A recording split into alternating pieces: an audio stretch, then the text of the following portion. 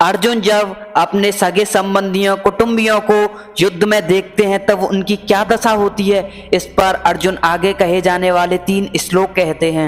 भगवद गीता अध्याय 1 श्लोक 28, 29, 30। अर्जुन उवाच द्रष्टव्येमं स्वजनं कृष्ण युजुत्सं समुपस्थितं सीदन्तीमं गात्राणि मुखं च परिष्यति वेपथुश्च शरीरे मे रोमहर्षस्य जायते गाण्डीवं स्त्रंसते हस्त्वाक्थ चैव परिध्यते न च शक्नोम्यवस्थातुं भ्रमतीव च मे मनः। अर्जुन बोले, हे कृष्ण, युद्ध की इच्छा वाले इस कुटुंब समुदाय को अपने सामने उपस्थित देखकर मेरे अंग शिथिल हो रहे हैं और मुख सूख रहा है तथा मेरे शरीर में कंपकपी आ रही है एवं रोंगटे खड़े हो रहे हैं। हाथ से गांडीव गिर रहा है और त्वचा भी जल रही है और मेरा मन भ्रमित सा हो रहा है और मैं खड़ा रहने में भी असमर्थ हो रहा हूँ। दृष्टमेवं स्वजनम कृष्ण युजुत्सम समुपस्थितम। अर्जुन को कृष्ण नाम बहुत प्रिय था। यह संबोधन गीता में 9 बार आया है। भगवान श्री कृष्ण के लिए दूसरा कोई संबोधन इतनी बार नहीं आया। ऐसे ही भगवान को अर्जुन का पार्थ नाम बहुत प्रिय था, इसलिए भगवान और अर्जुन आपस की बोलचाल में ये नाम लिया करते थे और यह बात लोगों में भी बड़ी प्रसिद्ध थी। इसी दृष्टि से संजय ने गीता के अंत में कृष्ण और पार्थ नाम का उल्लेख किया है। यत्र योगेश्वरः कृष्णो यत्र पार्थो धनुर्धर। धृतराष्ट्र ने पहले समवेता युजुत्सव कहा था और यहाँ भी युजुत्सम समुपस्थितम कहा है, परंतु दोनों की दृष्टियों में बड़ा अंतर है।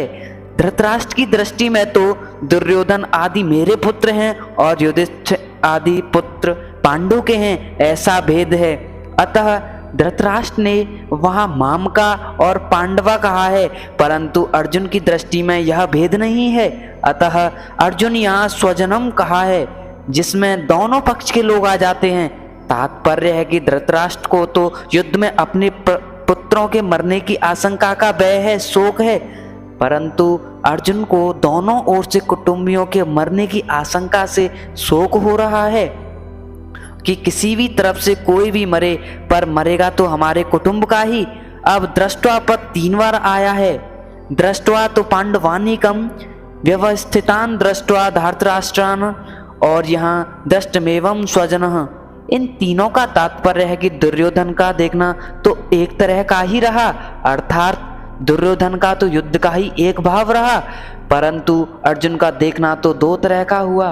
पहले तो अर्जुन धृतराष्ट्र के पुत्रों को देखकर वीरता में आकर युद्ध के लिए धनुष उठाकर खड़े हो जाते हैं और अब स्वजनों को देखकर कायरता से आविष्ट हो रहे हैं, युद्ध से उपरत हो रहे हैं और उनके हाथ से धनुष गिर रहा है। सिदंतीमं गात्राणि भ्रमतीव च मे मनः।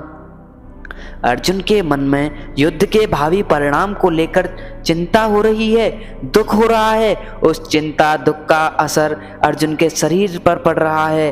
उसी असर को अर्जुन स्पष्ट शब्दों में कह रहे हैं कि मेरे शरीर का हाथ, पैर, मुख आदि एक एक अंग शिथिल हो रहा है, मुख सूखता जा रहा है, जिससे बोलने में कठिनाई हो रही है। सारा शरीर थर-थर कांप रहा है, शरीर के सभी रोंगटे खड़े हो रहे हैं, अर्थात सारा शरीर रोमांचित हो रहा है।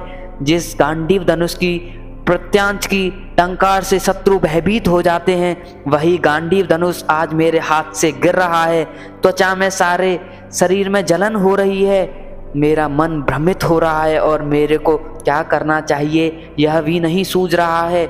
यहाँ युद्ध भूमि में रथ पर खड़े रहने में भी मैं असमर्थ हो रहा हूँ। ऐसा लगता है मैं मूर्छित होकर गिर पड़ूंगा। ऐसे अनर्थकारक युद्ध में खड़ा रहना भी एक पाप मालूम दे रहा है।